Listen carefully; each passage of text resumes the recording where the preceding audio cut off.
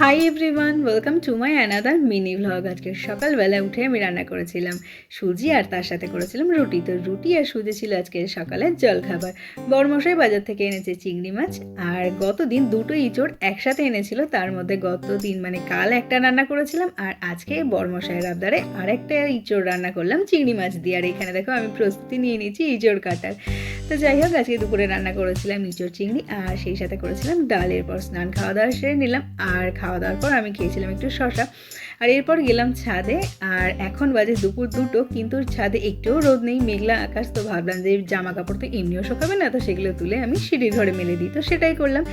এরপর সন্ধেবেলা আমি আর আমার বড়মশাই দুজন মিলে রেডি হয়ে বেরিয়ে পড়লাম। একটু দরকার ছিল, তো সেটা মিটিয়ে মানে কাজ মিটিয়ে তারপর ফেরার সময় খেয়েছিলাম একটু আলুর চপ। তো তারপর ফিরে এলাম। আজকের মতো এইটুকুই। ভিডিওটা ভালো লাগলে like, share and subscribe. Tata.